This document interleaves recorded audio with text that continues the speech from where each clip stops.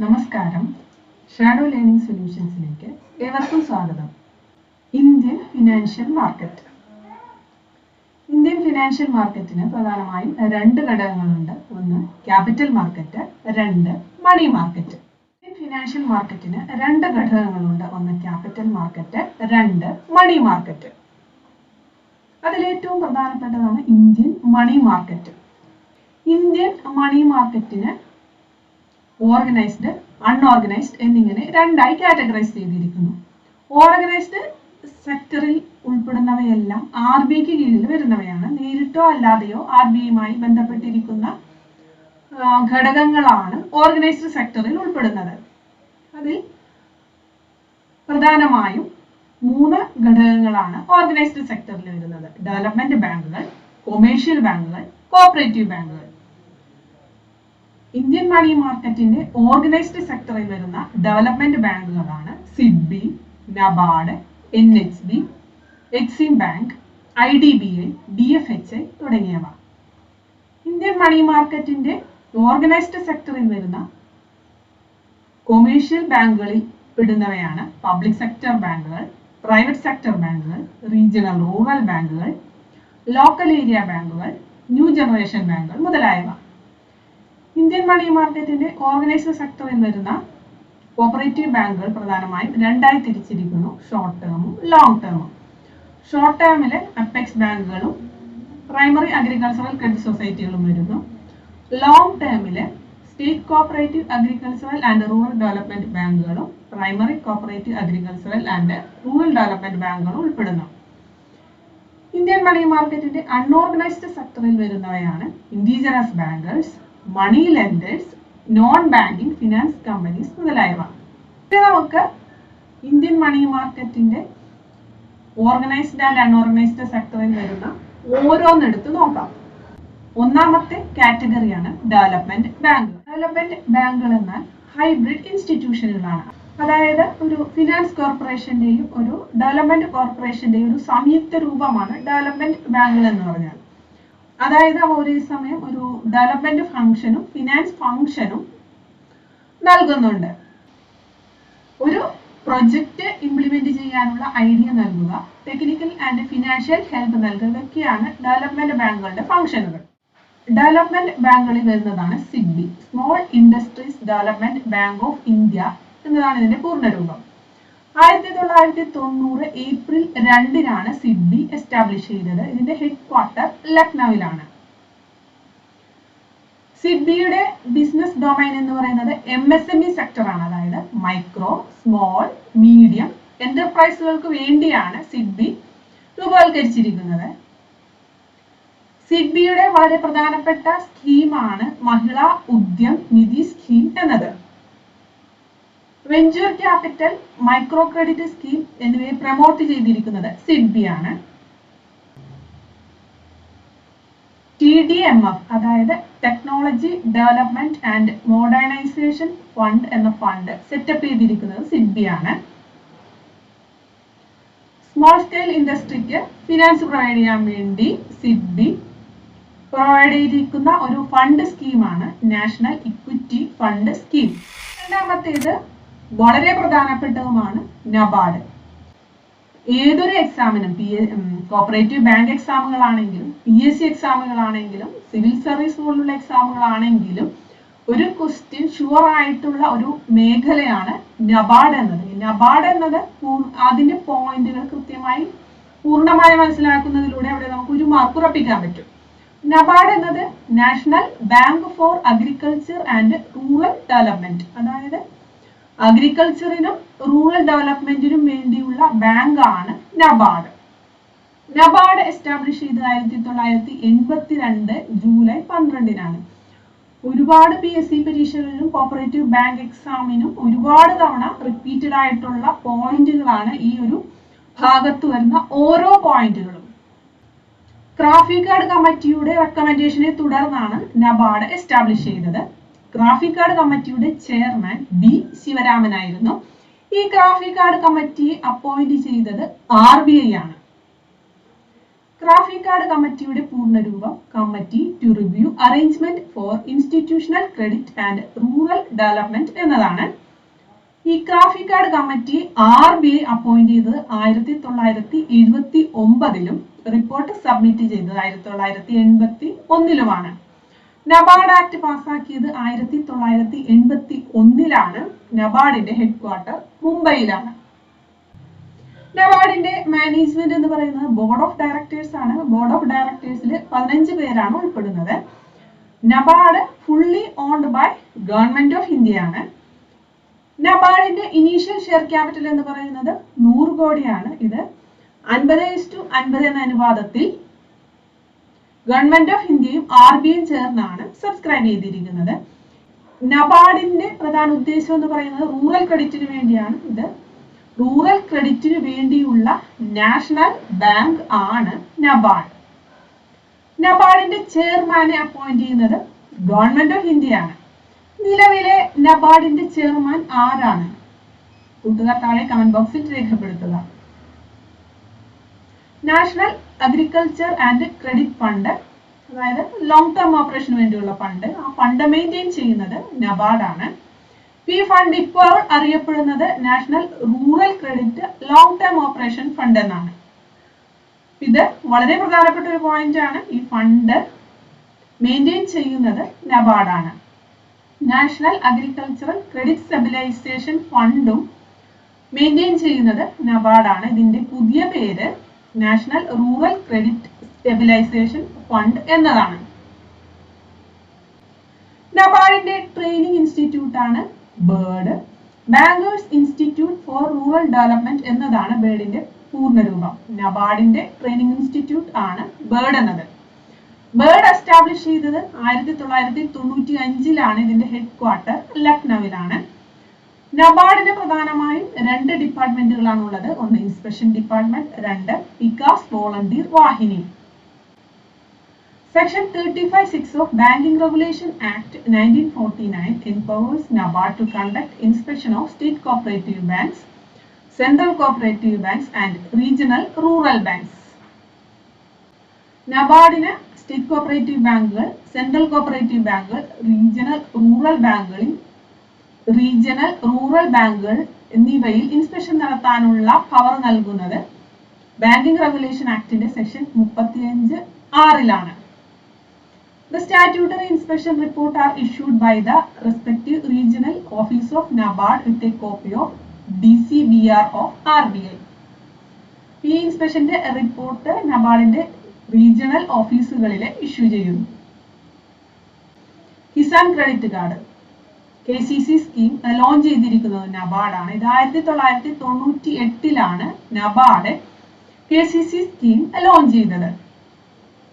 ഈ KCC കാർഡുകൾ production and consumption നീഡ്സിന് വേണ്ടി ഉപയോഗിക്കുന്നത്. അതായത് കർഷകർക്ക് വേണ്ടിയുള്ളതാണ് KCC കാർഡ്. അത് അവരുടെ പ്രൊഡക്ഷൻ പർപ്പസിനും അവരുടെ കൺസംഷൻ പർപ്പസിനും ഈ ഒരു കിസാൻ ക്രെഡിറ്റ് കാർഡ് ഉപയോഗിക്കാം. നബാർഡ് അപ്പോയിന്റ് ചെയ്ത കമ്മിറ്റിയാണ് Vyas committee, expert committee on rural credit എന്നാണ് അറിയപ്പെടുന്നത്. 2000 ഈ കമ്മിറ്റി അപ്പോയിന്റ് ചെയ്തത്. ഇത് 2001 റിപ്പോർട്ട് സബ്മിറ്റ് ചെയ്തു. സുരഭിക്ക് വർക്കിംഗ് ക്യാപിറ്റൽ പ്രൊവൈഡ് ചെയ്തിരിക്കുന്നത് നബാർഡാണ്. സുരഭി എന്നത് Kerala state cooperative handicraft apex society എന്നതിന്റെ ബ്രാൻഡ് നെയിമാണ് സുരഭി. നബാർഡിന്റെ സബ്സിഡറീസ് ആണ് നാപ്കോൺസ്, നാബ് കിസാൻ ഫിനാൻസ് ലിമിറ്റഡ്, നാബ് സമൃദ്ധി ഫിനാൻസ് ലിമിറ്റഡ് എന്നിവ. നബാർഡിന്റെ പബ്ലിക്കേഷൻ ആണ് ഗ്രാമീണ. നോൺ ഓവർഡ്യൂ കവർ എന്നത് സ്റ്റിപ്പുലേറ്റ് ചെയ്തിരിക്കുന്നത് നബാർഡാണ്. DCBക്ക് വേണ്ടിയാണ് നോൺ ഓവർഡ്യൂ കവർ സ്റ്റിപ്പുലേറ്റ് ചെയ്തിരിക്കുന്നത്. മൂന്നാമത്തെ ഡെവലപ്മെന്റ് ബാങ്ക് ആണ് NHB, നാഷണൽ ഹൗസിംഗ് ബാങ്ക്. ഒന്നാമത്തേത് സിഡ്ബി, 2 നബാർഡ്, 3 NHB. ഇത് എസ്റ്റാബ്ലിഷ് ചെയ്ത് 1988 ന്യൂഡൽഹിയിലാണ് ഇതിന്റെ ആസ്ഥാനം.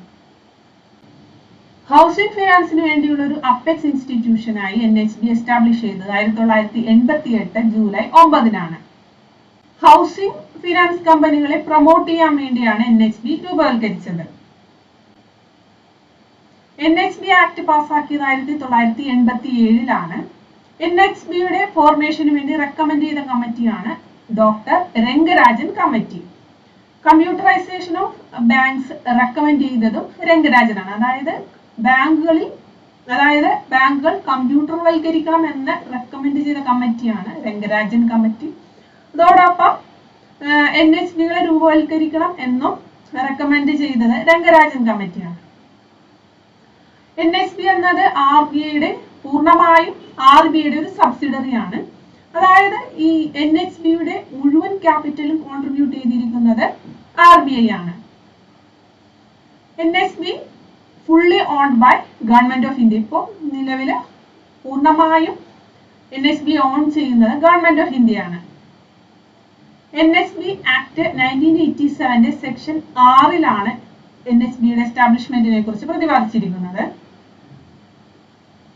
ഹൗസിംഗ് പ്രോഗ്രാമുകളെ ഫിനാൻസ് ചെയ്യുന്നതും റെഗുലേറ്റ് ചെയ്യുന്നതും NHB ആണ്. നാലാമത്തേത് EXIM bank, export import bank of India എന്നറിയപ്പെടുന്നു. ഇത് എസ്റ്റാബ്ലിഷ് ചെയ്തത് 1982 മുംബൈയിലാണ് ഇതിന്റെ ആസ്ഥാനം. Export import bank of India setup ചെയ്തത് 1/3/1982 പാർലമെന്റിൽ പാസാക്കിയ ഒരു നിയമത്തിലൂടെയാണ് ഇത് എസ്റ്റാബ്ലിഷ് ചെയ്തത്. ഫോറിൻ ട്രേഡ് പ്രൊമോട്ട് ചെയ്യാൻ വേണ്ടി പാർലമെന്റിൽ പാസാക്കിയ ഒരു നിയമത്തിലൂടെ എസ്റ്റാബ്ലിഷ് ചെയ്തതാണ് എക്സിം ബാങ്ക്. എക്സിം ബാങ്കിനെ പൂർണ്ണമായും ഓൺ ചെയ്യുന്നത് ഗവൺമെന്റ് ഓഫ് ഇന്ത്യയാണ്. എക്സിം ബാങ്കിന്റെ രൂപവൽക്കരണത്തിന് റെക്കമെൻഡ് ചെയ്ത കമ്മിറ്റിയാണ് Alexander committee on export and import, Tandon committee on export മുതലായവ. ഈ എക്സിം ബാങ്ക് ഡെവലപ്പ് ചെയ്തത് IDBIയിൽ നിന്നുമാണ്. ഇൻഡസ്ട്രിയൽ ഡെവലപ്മെന്റ് ബാങ്ക് ഓഫ് ഇന്ത്യയിൽ നിന്നുമാണ് എക്സിം ബാങ്ക് ഡെവലപ്പ് ചെയ്തത്.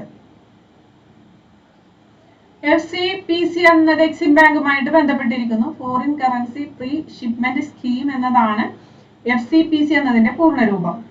1993 ഇന്ത്യയിലെ ബാങ്കുകൾ പ്രീ ഷിപ്മെന്റ് ക്രെഡിറ്റ് പ്രൊവൈഡ് ചെയ്യാൻ വേണ്ടി ഒരു സ്കീം അനൗൺസ് ചെയ്തതും എക്സിം ബാങ്ക് ആണ്. അടുത്തത് IDBI, industrial development bank of India. Industrial development bank of India act 1964 കീഴിലാണ് IDBI കോൺസ്റ്റിറ്റ്യൂട്ട് ചെയ്തിരിക്കുന്നത്. IDBI എസ്റ്റാബ്ലിഷ് ചെയ്തത് 1/7/1964. ഇതിന്റെ ഹെഡ് ക്വാർട്ടർ മുംബൈയിലാണ്. കമ്പനീസ് ആക്ട് 1956 സെക്ഷൻ 4A പ്രകാരം രൂപവൽക്കരിച്ച ഒരു പബ്ലിക് ഫിനാൻഷ്യൽ ഇൻസ്റ്റിറ്റ്യൂഷൻ ആയിരുന്നു ആദ്യം IDBI എന്നത്. 1976 IDBI RBIയിൽ നിന്നും വേർപെട്ടു. IDBI എന്നത് 40 വർഷത്തോളം ഒരു ഫിനാൻഷ്യൽ ഇൻസ്റ്റിറ്റ്യൂഷൻ ആയിട്ട് പ്രവർത്തിച്ചു. അതായത് 1964 രൂപവൽക്കരിച്ച ഒരു ഫിനാൻഷ്യൽ ഇൻസ്റ്റിറ്റ്യൂഷൻ ആയിരുന്നു. 2004 വരെ 40 വർഷത്തോളം ഇതൊരു ഫിനാൻഷ്യൽ ഇൻസ്റ്റിറ്റ്യൂഷൻ ആയി തുടർന്നു. അതിനുശേഷം 2004 സെപ്റ്റംബർ 27 ഇത് കമ്പനീസ് ആക്ടിന് കീഴില് ഒരു ഗവൺമെന്റ് കമ്പനിയായി ഇൻകോർപ്പറേറ്റ് ചെയ്യപ്പെട്ടു. അതിനുശേഷം IDBI എന്നത് IDBI ലിമിറ്റഡ് എന്ന് അറിയപ്പെടാൻ തുടങ്ങി. ഇത് 2004 ഒക്ടോബർ 1 മുതലാണ് IDBI ലിമിറ്റഡ് എന്ന് അറിയപ്പെടാൻ തുടങ്ങിയത്. 2006 east Valley union western limited എന്ന ഇൻസ്റ്റിറ്റ്യൂഷൻ IDBIയുമായിട്ട് മെർജ് ചെയ്യപ്പെട്ടു. 14/3/2019 IDBIയുടെ 51% ഷെയറുകളും LIC ഏറ്റെടുത്തു. അതോടെ IDBI എന്നതൊരു പബ്ലിക് സെക്ടർ ബാങ്കായി റീകാറ്റഗറൈസ് ചെയ്യപ്പെട്ടു.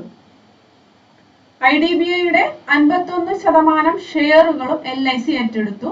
അത് 21/1/2019 മുതലാണ് പ്രാബല്യത്തിൽ വന്നത്. അതോടുകൂടി IDBI എന്നത് ഒരു പ്രൈവറ്റ് സെക്ടർ ബാങ്കായി അറിയപ്പെടാൻ തുടങ്ങി.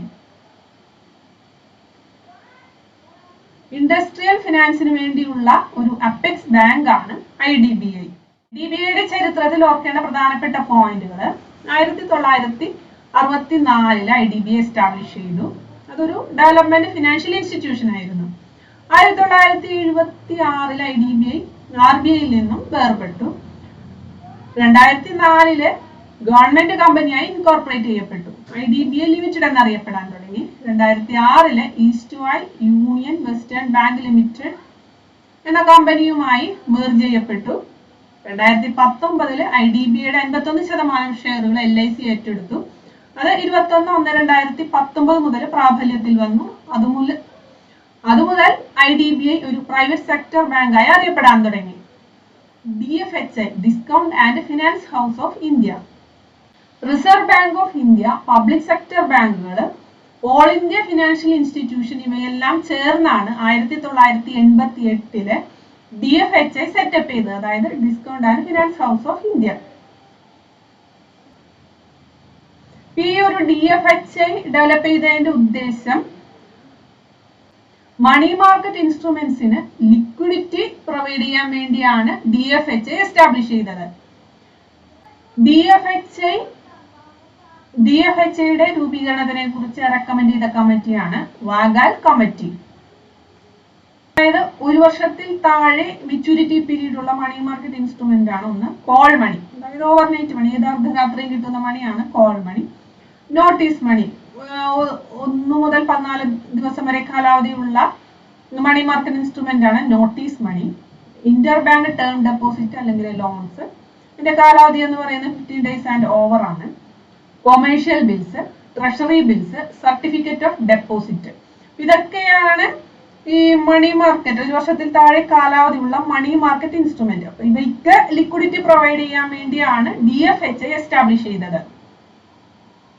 ഇതിന്റെ ഒബ്ജക്റ്റീവ്സ് എന്ന് പറയുന്ന ഈ പറയുന്ന മണി മാർക്കറ്റ് ഇൻസ്ട്രുമെന്റ്, ഈ പറയുന്ന 6 money market instrument, call money, notice money, inter bank term deposit loans, commercial bills, treasury bills, certificate of deposit, ഇവയ്ക്ക് ലിക്വിഡിറ്റി പ്രൊവൈഡ് ചെയ്യാൻ വേണ്ടിയാണ് DFHI എസ്റ്റാബ്ലിഷ് ചെയ്തത്. ഈ പറഞ്ഞ ഷോർട്ട് ടേം മണി മാർക്കറ്റ് ഇൻസ്ട്രുമെന്റ്സിന്റെ ഒരു സെക്കൻഡറി മാർക്കറ്റ് ആണ് DFHI എന്നത്.